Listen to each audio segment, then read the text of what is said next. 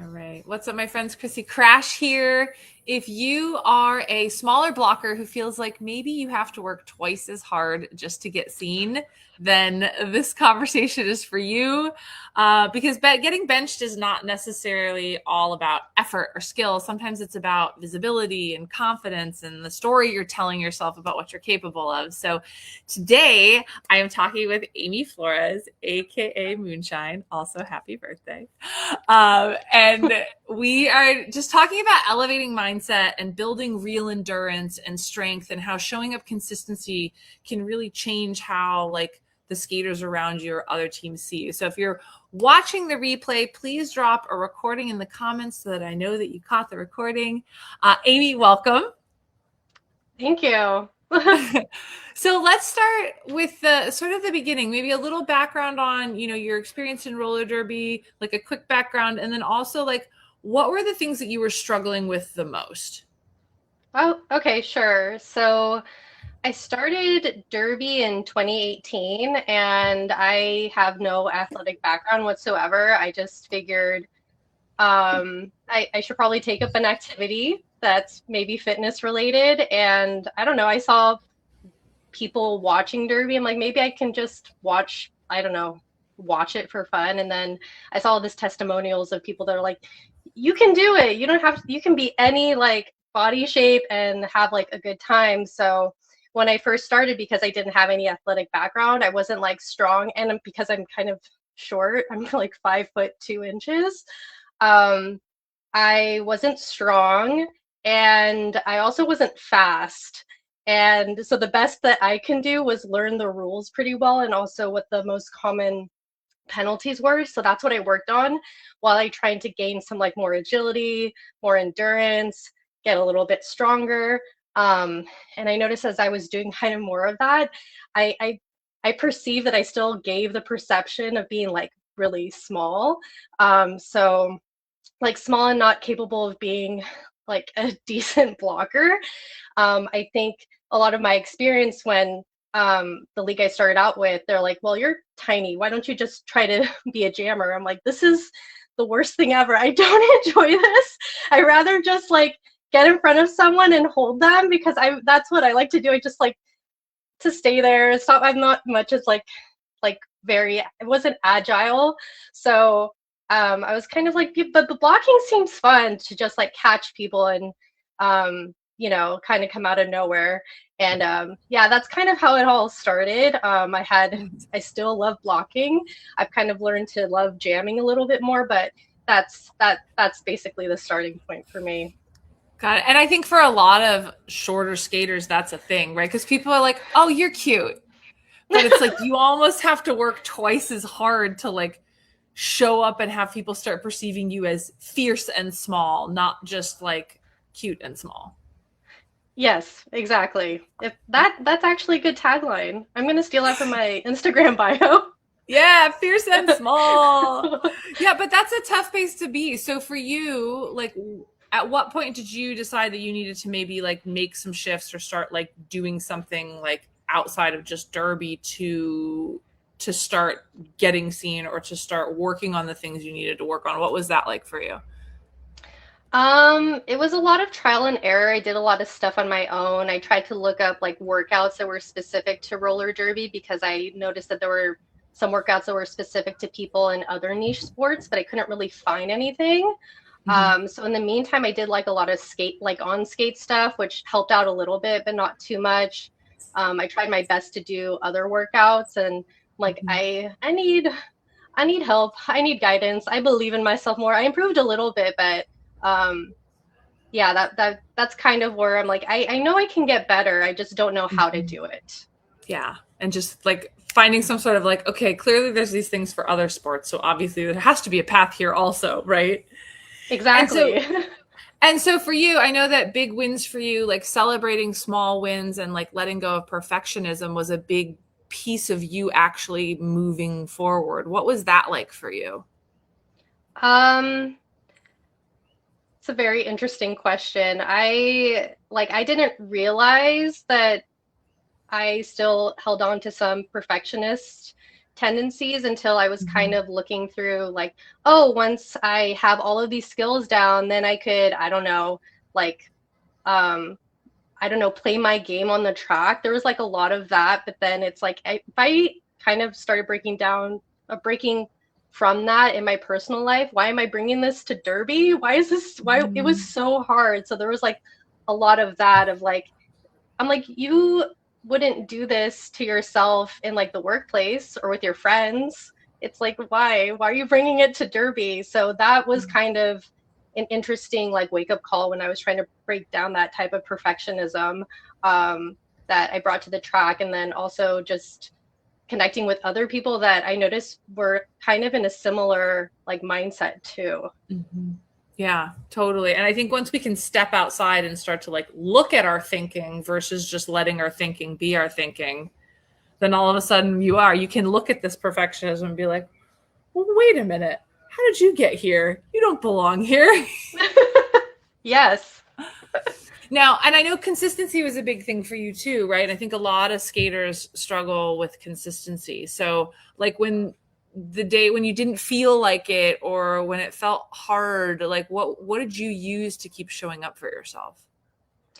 Um, I think for me, a big thing was, well, I'm going to feel better after I do it. Mhm. Um, just doing like a little tiny step. It's like, oh, well, I might have a bad day today, but I know that when I have a good day, like, I think it also is like a confidence builder. I'm like, well, I know I can crush that workout on any other Mhm. day. Today is a little bit harder. I'm just going to show up for myself or be in the practice of doing that so I can keep that when I'm at my best as well. Nice. Yeah, and I think especially like it's so easy for us to show up for other people and It then is. realizing like, oh, we have to show up for ourselves the way that we show up for a team, you know? Mm-hmm. Yeah.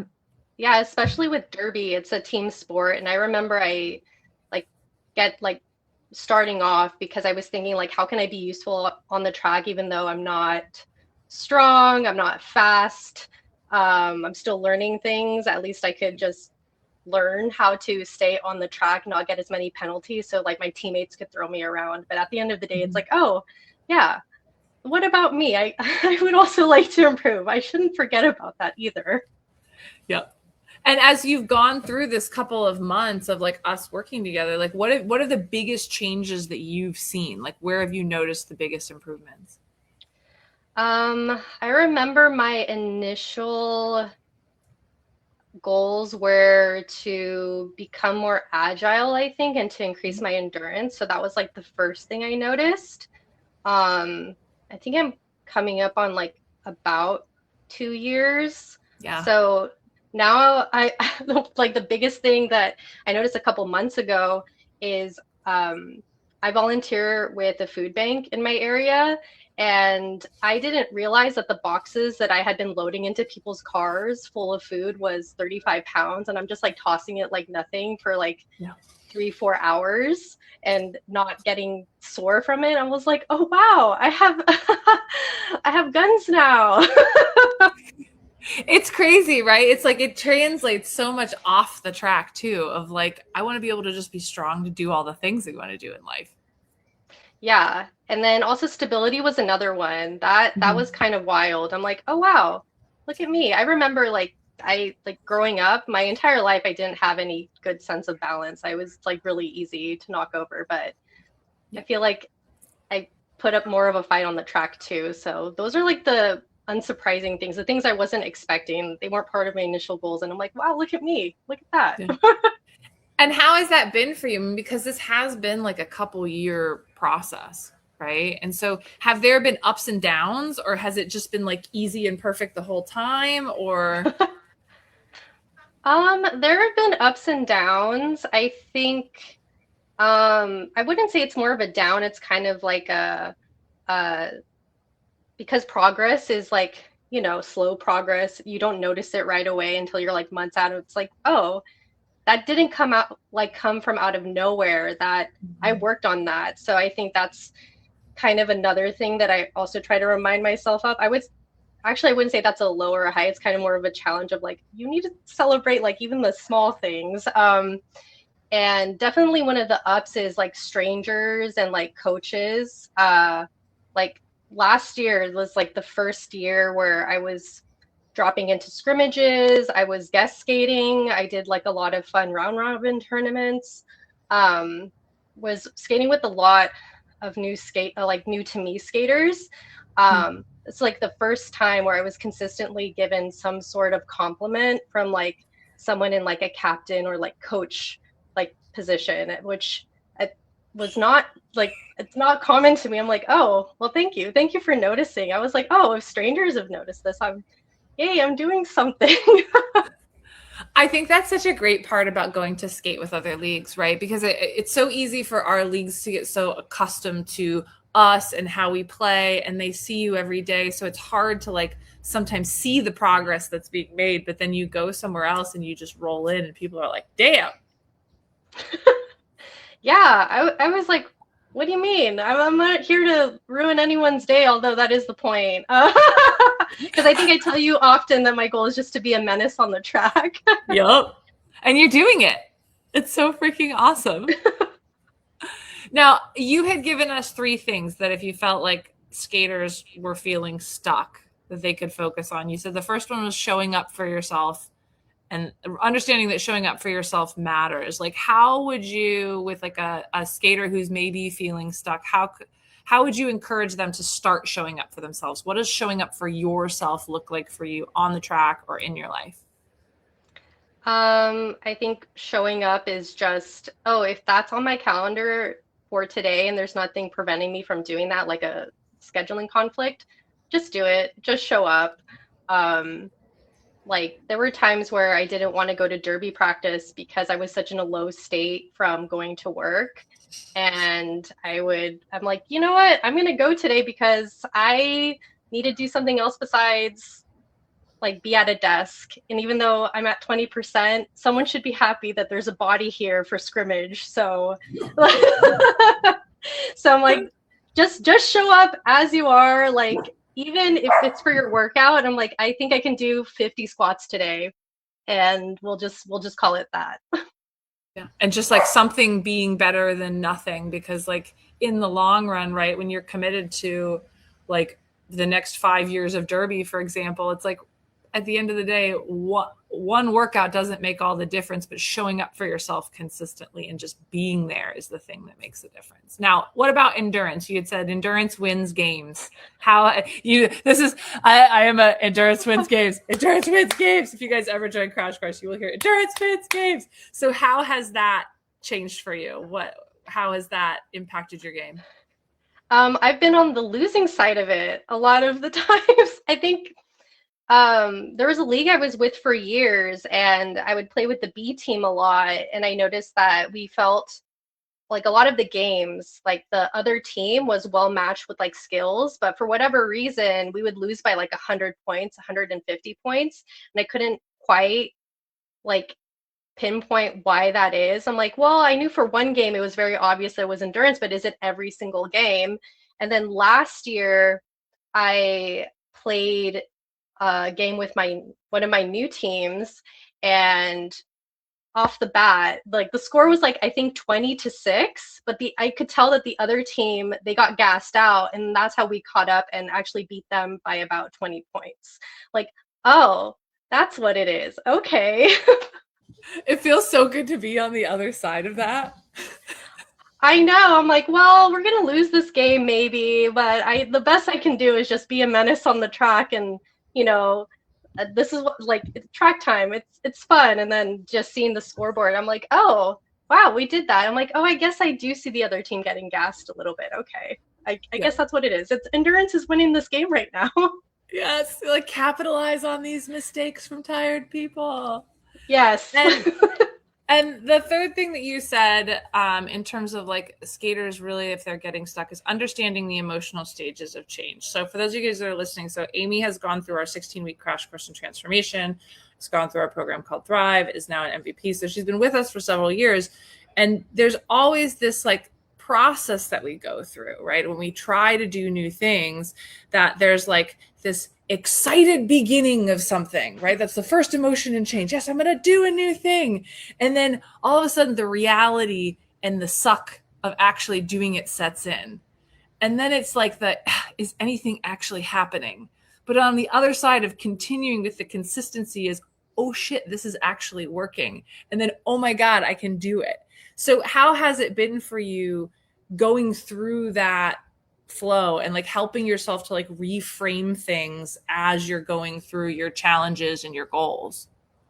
It was pretty eye-opening because for years I think I was stuck in stage two where I'm like, what's happening? What am I doing here? Like what I'm gonna be stuck here forever. And then kind of like recognizing all of that. And then I've noticed I've been able to get through the rest of that cycle. And then when you get to the end, I think we say that that's when it's time to have like new goals. So that's when I started having like bigger goals for myself. And I'm like, okay, we can do like big picture things now, because for the longest time I was stuck in that stage two where I'm like, I'm just trying to work on these skills, and I was getting stuck in the details of it and not so much the big picture. So that was like another thing that helped me with. It's like, well, long-term game.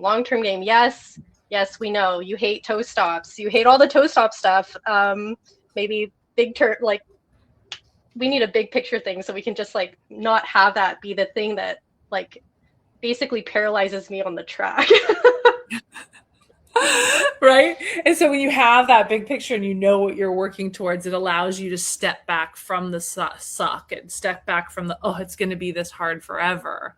And I think some of that, like, I really feel like, especially as people start moving into like phase 3 with MVP, is it's almost like this, I don't know if you'd call it like emotional maturity, but or this like sort of settled sense of like discipline or like humility for the process. But it's like, it's been really cool watching you go through this process and be at the point where you're just like, okay, I get it. Like, I just have to do the work. It doesn't have to be drama. Like, I just got to get through it.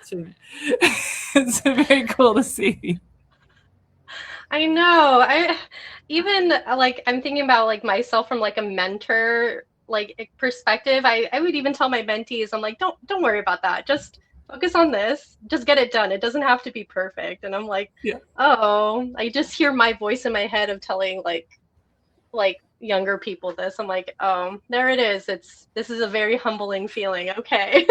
Yeah, 100%. Well, Aimee, thank you so much for coming on and sharing. I think this is really helpful for a lot of skaters to hear, especially skaters who are getting like pigeonholed as like smaller skaters, that like you can put in the work, you can put in the effort, and that consistency over time is really what creates that power skater. I think so many skaters, they want it to happen in 2 months, 4 months, 6 months. And the reality is that to build yourself into a menace on the track, right? It's something that happens over time. So we're just very proud of you. And I'm just so excited to see where you take everything in this next year.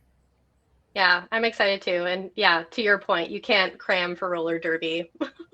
Can't cram for roller derby, my friends. Thank you for pointing that out, my dear. Awesome, my friends. Well, for those of you guys that are listening, if this conversation helped you, if you have a friend or a skater that is stuck, please share this with them, because we really do believe that life is a contact sport and we're just here to train you how to win. So thanks so much for joining us. It means so much that you spend your time with us here every week. And thank you so much, Moonshine, for joining us. So excited for you in this season, and we'll see you guys later. Bye.